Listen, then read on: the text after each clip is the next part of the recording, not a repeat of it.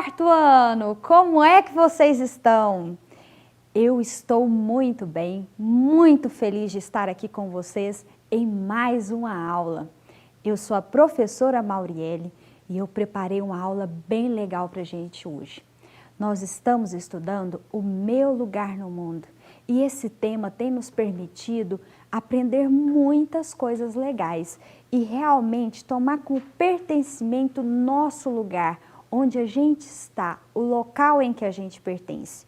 E para a gente poder dar continuidade ao nosso estudo, nós vamos aprender em ciências a associar os movimentos cíclicos da Lua e da Terra a períodos de tempos regulares. Em literatura e linguagem, aprenderemos a localizar informações e identificar efeitos de sentido no texto. E em matemática, o uso do calendário e utilização da calculadora na decomposição e composição de numerais. Então, já prepara a sua calculadora, deixa ela pertinho de você. Você também pode usar a calculadora do aplicativo do celular, combinado? Deixa tudo organizado aí que a nossa aula já vai começar.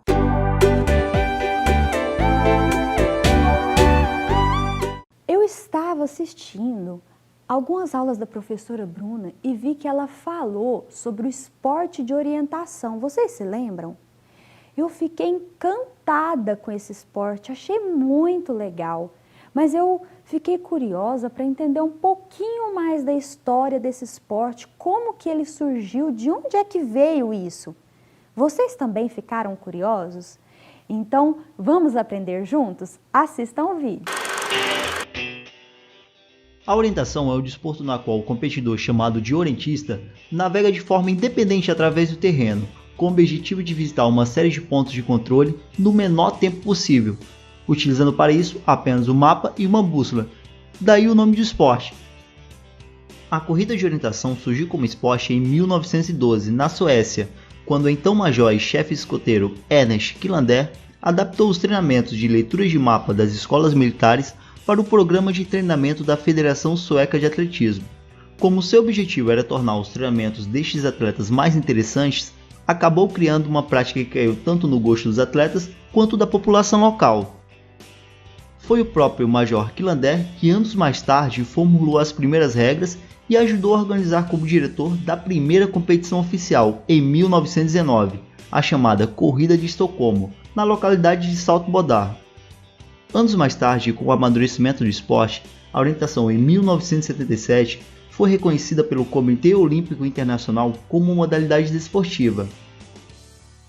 Atualmente o esporte já está presente nos 5 continentes do planeta, dos quais 70 países já possuem organização vinculada à Federação Internacional de Orientação. Um destes países é o Brasil, que desde 1991 surgiram os primeiros clubes, e em 1999 foi criada a Confederação Brasileira de Orientação, da qual hoje possui 14 federações estaduais, cerca de 68 clubes e com milhares de atletas cadastrados. Alguns aspectos que diferenciam esse esporte em relação aos demais são: é uma combinação perfeita do esforço físico e da capacidade de concentração, planejamento e estratégia. É um esporte que não existe caminhos marcados, pois o atleta é quem escolhe por onde vai passar, tornando-a mais desafiadora. E um dos mais importantes, este é um esporte que está diretamente relacionado à proteção do meio ambiente, pois ela é o seu campo de jogo. Nossa, que legal, pessoal! Vocês viram? Esse esporte ele tem mais de 100 anos.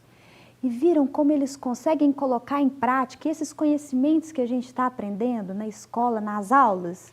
Conseguem. E ainda por cima é um esporte que respeita o meio ambiente, porque o meio ambiente é que é o lugar onde eles fazem as competições. Muito interessante, não é verdade?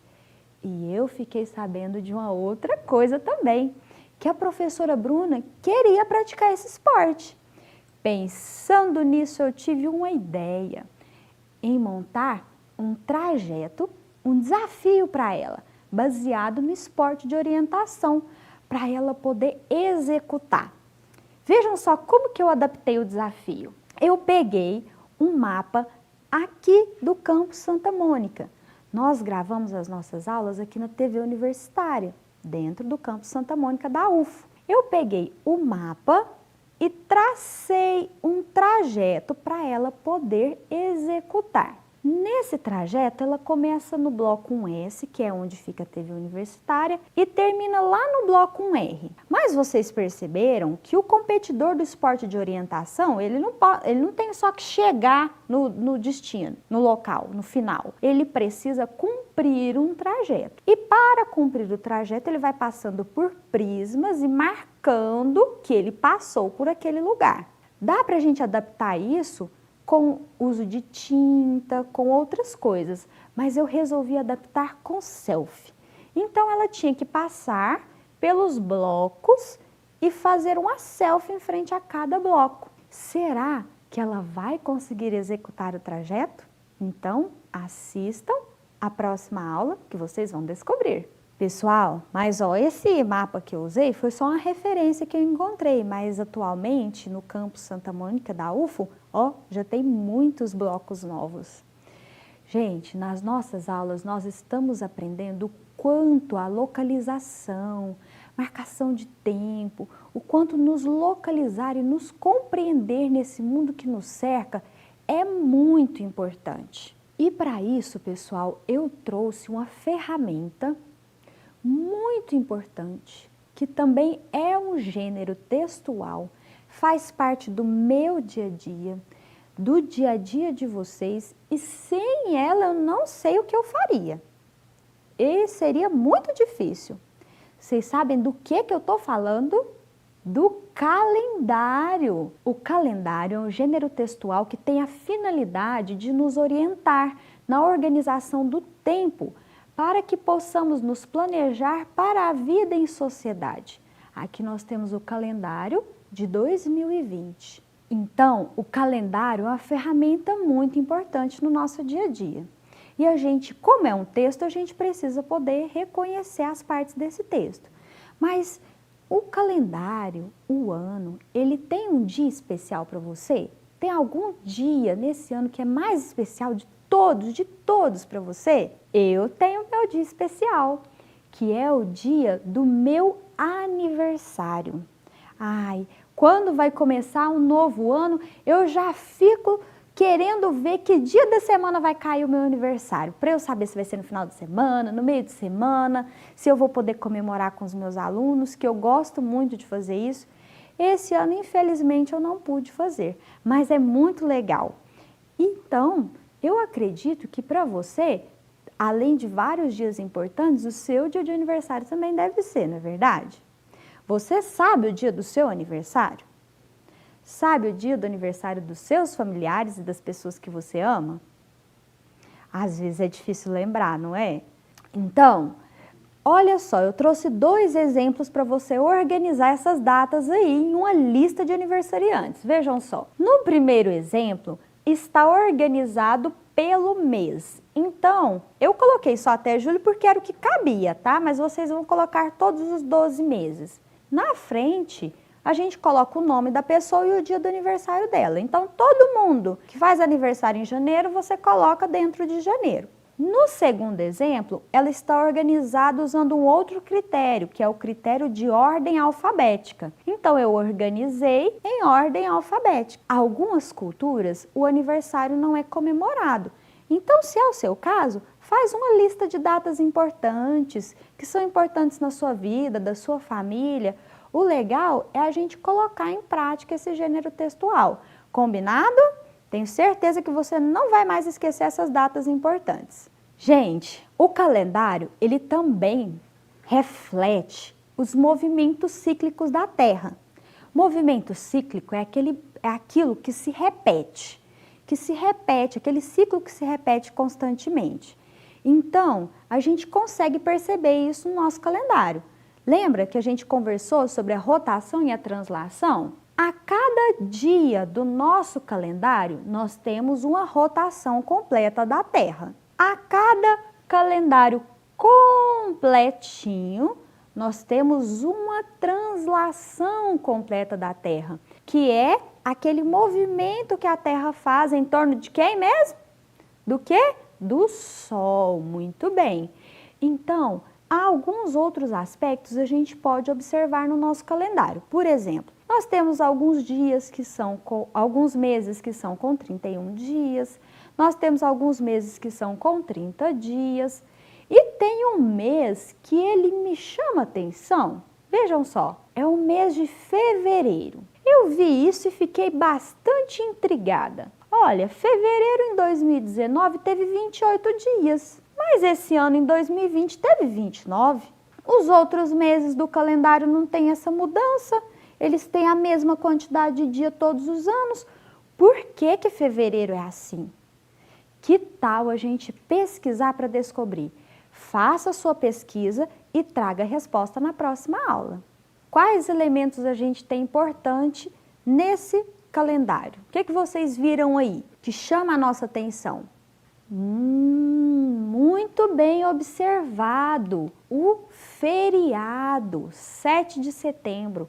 Os feriados, eles sempre aparecem no calendário ressaltado com uma cor diferente, que é para nos chamar a atenção. Mas olha só, feriado não é só para descansar não, hein? Feriados são datas importantes, tem alguma referência histórica ou algum assunto importante que a gente precisa lembrar, refletir, conversar com as pessoas da nossa família sobre aquilo. É um momento legal para a gente fazer um resgate histórico e pensar um pouquinho sobre aquela data, ok? Então vamos aproveitar para isso também. O que mais vocês estão vendo nesse calendário?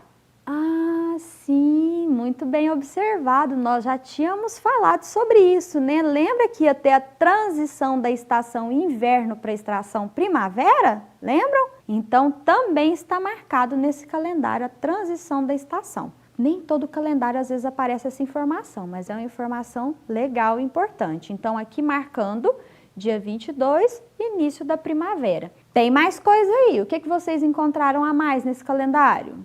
Ah, sim, as fases da lua. As fases da lua: lua cheia, lua nova, lua minguante e lua crescente.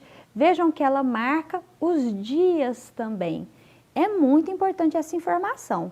E um pouco mais à frente vocês vão entender o porquê que é importante estar marcado no calendário essas informações. Pessoal, setembro também é um mês muito importante. É um mês de conscientização da vida. Então, nesse mês, é muito legal a gente poder conversar com os nossos familiares sobre esse tema, sobre a valorização da vida. E nós temos outros meses no nosso calendário que também puxam alguns assuntos interessantes, algumas coisas muito importantes que a gente precisa conversar e refletir. Então, vale ficar ligadinho também nesses assuntos, ok? Agora eu quero mostrar para vocês um esquema que vai nos ajudar a entender melhor essa transição de fases da Lua. Vejam só, a Lua, ela não é como o Sol, que está sempre aparecendo na mesma forma para a gente. A gente olha todos os dias, o Sol ele não está diferente. Às vezes a gente não consegue vê-lo por muitas nuvens, mas ele está sempre apresentando da mesma forma. A Lua é diferente. Então, vejam só, aqui no início nós temos a Lua, ela está em transição. Ela está saindo da fase nova, vejam, e indo para a fase crescente. Aqui a gente chama o quarto crescente. Do quarto crescente, ela vai fazer a transição, vejam só como ela vai toda se iluminando, para a Lua cheia. Da fase de Lua cheia, ela vai fazendo a transição para o quarto minguante, que é quando ela vai sumindo da nossa vista e volta para a fase da lua nova. E aí esse ciclo se repete novamente. Viram só? A lua, ela não possui luz própria. A luz que vemos é refletida dos raios solares. Olhem só aqui no esquema. Então, ela pode apresentar diversas formas em posições diferentes dependendo do dia e do horário. Então, vejam como está a iluminação do Sol. Quando a Lua está entre o Sol e a Terra, a face que nós vemos está toda escurecida, a Lua nova. Depois vai se movimentando para o quarto crescente, depois para a fase de Lua cheia, que é quando a gente consegue ver ela toda lindona lá no céu. e depois para o quarto minguante, indo novamente para a fase de lua nova. Mas nós ainda vamos falar um pouquinho mais na próxima aula sobre essa transição de fases da lua, tudo bem? Crianças, a lua, ela é linda, não é mesmo? A gente observar ela no céu. E a lua, ela serviu de inspiração para muita coisa. E isso me fez lembrar de uma lenda mundialmente famosa. Vocês se lembram aí de alguma lenda em que a lua aparece? Eu me lembrei dessa aqui, ó, a lenda do lobisomem. A lenda do lobisomem é conhecida mundialmente e faz parte da tradição oral, em que as histórias são recontadas de geração a geração. Essa lenda, assim como as demais e também os contos, foi registrada pela escrita, virou livro e já ganhou várias versões. A lenda diz que quando um casal tem 7 filhas e a 8ª criança nasce um menino, ao completar 13 anos, esse menino se transforma em lobisomem. A história dizia também que a transformação só acontece nas noites de sexta-feira com lua cheia. Ai, eu amo as lendas, é muito legal. Ajuda, ó, a aflorar a nossa imaginação e a nossa criatividade. Vejam só nessa imagem a lua toda linda e iluminada. A lua também foi retratada por uma artista plástica brasileira famosíssima, a Tarsila do Amaral. Vamos conhecer o quadro dela, A Lua, pintada em 1928? Observem a imagem. O que vocês estão vendo na imagem? Quais elementos de paisagem natural a gente pode observar? Qual foi a fase do dia que a Tarsila do Amaral registrou nessa pintura? E vocês conseguem saber qual é a fase da lua que ela pintou? Viram só? Que lindo, gente! Essa imagem também é inspiradora. A lua inspira a todos nós. E lembram-se também que os indígenas, eles explicam os fenômenos naturais através das lendas? Ah, mas tem várias lendas belíssimas, muito legais, que falam sobre vários fenômenos naturais.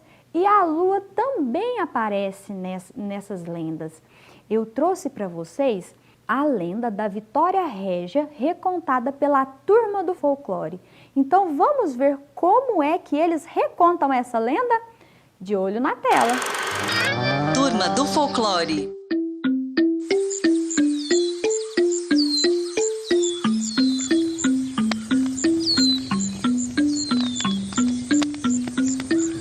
Há quem diga que muitos anos atrás, um forte índiozinho havia se transformado em estrela.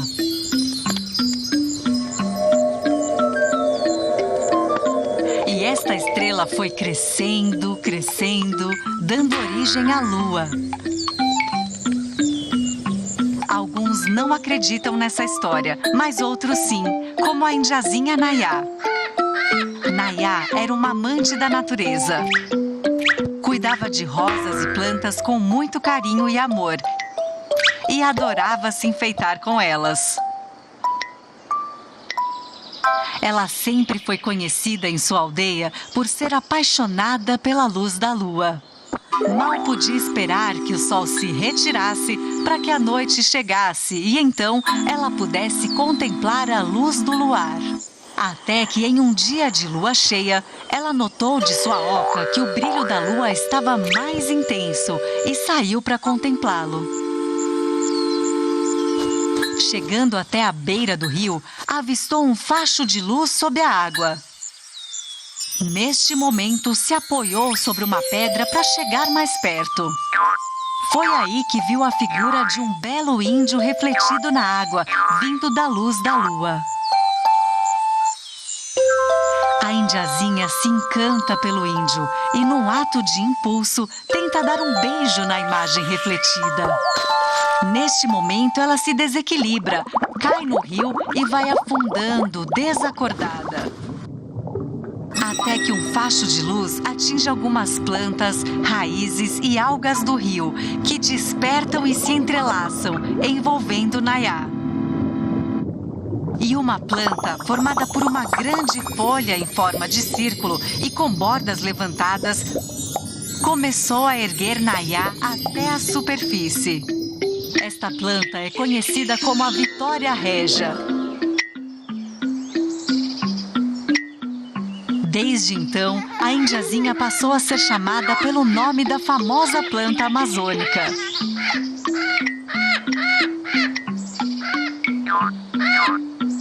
Flutuando nas beiras dos rios, sob uma grande raiz redonda. A Vitória Régia é muito caridosa e distribui plantas para os animais da floresta. O suco extraído de suas raízes é utilizado como tintura negra para os cabelos. E durante a noite, flores brancas e perfumadas florescem de sua raiz, enquanto contempla a luz da lua e o brilho das estrelas. E aí, crianças, gostaram da lenda? Vocês já tinham ouvido a lenda da Vitória Régia alguma vez? Vocês perceberam alguma diferença de quando vocês ouviram a lenda com esse reconto da Turma do Folclore? Quando a gente reconta contos, lendas, pode acontecer de algum elemento não ficar idêntico de uma história para outra. Vocês já ouviram um ditado assim, quem conta um conto aumenta um ponto? Então, às vezes, quando a gente faz o reconto, algum elemento pode ficar diferente, mas a essência da história, ela se mantém. Gente, eu acredito que vocês tenham ficado bastante inspirados com a pintura da Tarsila do Amaral, não é verdade? Então, que tal vocês também serem os pintores e desenhistas e fazerem um belíssimo desenho com a observação da lua? Então, vamos fazer? Eu tenho certeza que vocês vão fazer um desenho belíssimo e use os materiais que você tiver à sua disposição. Tinta, lápis de colorir, giz, canetinha. Deixa a imaginação fluir, combinados? Pessoal, então, se acomoda aí na cadeira, ou no sofá, no chão, que chegou a hora da gente brincar. Pega a sua calculadora e vem comigo. Crianças, nós vamos usar só algumas partes da nossa calculadora, tudo bem? Nós não vamos usar todas as teclas, nós vamos usar os 10 algarismos da nossa calculadora, os sinais de operação básicos e o sinal de igual. E eu quero combinar uma outra coisa com vocês também. Vejam, a nossa primeira ação vai ser essa, digitar o número 20.000. Mas vejam que aqui nós temos um ponto. Nós, professores, temos o hábito de colocar esse ponto, para vocês que são crianças, para ajudar a vocês separarem visualmente a classe de unidades simples e a classe dos milhares.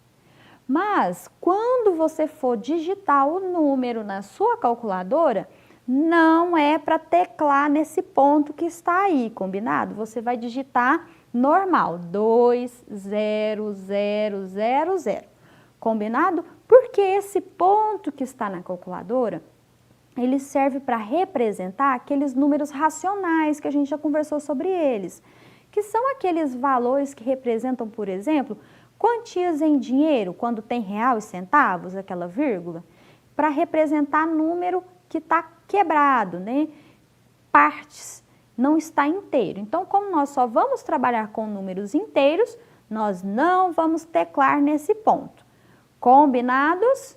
Então, esclarecido, vamos começar o nosso desafio. Eu vou dar alguns comandos e vocês vão executar na calculadora. Pode fazer com calma, tá? Errou, aperta aqui no ON e apaga para começar de novo, combinado? Então, vamos lá. Então, primeira ação, digita aí, 20.000. Pronto? Digitou? Primeiro desafio. Para aparecer o número 50.000 Qual algarismo precisaremos trocar? E aí, gente, nós vamos trocar qual deles? Isso, nós precisamos trocar o 2. Mas como que eu vou fazer isso na calculadora?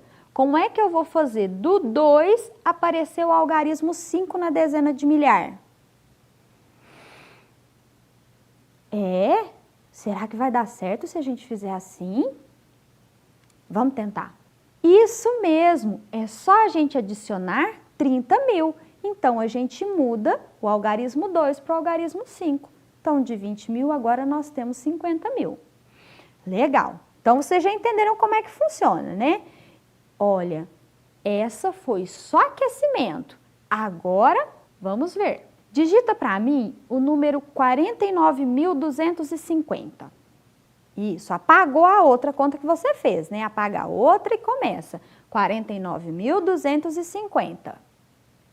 Agora, o nosso primeiro desafio com esse numeral é fazer aparecer o algarismo 8 no lugar do algarismo 2. E o algarismo 2 está na ordem das centenas. Então, eu vou ter que trocar o 2 pelo 8. Como que a gente vai conseguir isso, gente?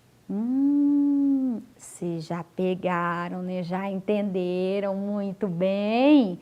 É só adicionar os 600. Então, a gente mudou de 49.250 para 49.850. Deixa aí esse numeral, não apaga não. Deixa o 49.850 que a gente vai continuar a partir dele. Vamos lá. Agora, faça aparecer o algarismo 3 no lugar do algarismo 5. O algarismo 5 está na ordem das dezenas. Então, como é que a gente vai fazer? Será que vai ser a mesma coisa que a gente fez nos anteriores? O algarismo 3, ele vale mais ou menos que o algarismo 5? Ele vale menos. E agora, gente? Agora ficou difícil. Vamos tentar? Muito bem! É só subtrair 20 que nós obteremos o resultado 49.830. Muito bem, pessoal. Vamos aproveitar que nós estamos com a nossa calculadora na mão e resolver um probleminha? Vamos lá. Esse problema eu peguei lá no nosso livro de matemática, um giro pela aprendizagem, que eu já falei para vocês que aquele livro é excelente para a gente praticar matemática, não é? Matemática precisa disso, precisa de prática, de paciência, de raciocínio, de dedicação, e aquele livro ele é excelente. Então, eu peguei lá um probleminha para a gente poder executar na nossa calculadora. Vamos ler? Primeiro passo, vamos ler. Descubra o segredo da sequência e complete as letras A, B, C e D. Depois, ele quer saber quanto dá A mais B mais C menos D. E qual dessas alternativas é a correta? Então, a primeira coisa que a gente precisa fazer é descobrir quais valores estão nessas letras. Então, vamos ver. 400, 410, 420, 430. Essa sequência numérica, ela está aumentando ou diminuindo? Aumentando, mas de quanto em quanto? Qual é a regularidade dela? Isso, ela está aumentando de 10 em 10. Então, eu vou ter que somar 10 ao número anterior para descobrir que número está faltando. 430 mais 10 vai dar, nem precisa de calculadora para essa, 440. Então, 430, 440, 450, 460, 470, 480, 490. Muito bem. Então, já descobrimos os números que estão escondidos nos valores que a gente necessita. Então, agora a gente pode calcular. Então, vamos calcular juntos. Pega a sua calculadora e vamos colocar o primeiro valor na letra A. 440, marca aí. 440. Sinal de operação é adição. 440 mais. Agora, vamos digitar o próximo, letra B, que é 430. 60. Então, 4, 6, 0. Vamos continuar. Mais, clica no mais de novo. Ó, já apareceu o resultado da primeira adição, mas vamos continuar. 470. 4, 7, 0. Qual é o próximo sinal de operação? Subtração. Menos. E o último, letra D. 490. 4, 9, 0. E agora eu posso apertar o igual. Vamos lá? Qual foi o resultado que apareceu na sua calculadora? 880. Então, a nossa resposta certa é a letra D. Muito bem. Viram só como a calculadora facilitou muito? Mas a gente também precisa praticar os algoritmos, hein, pessoal? Então, não vale ficar refém da calculadora, não. Tudo bem? Mas é um importante instrumento que a gente pode usar, inclusive, para conferir as contas que a gente faz no algoritmo.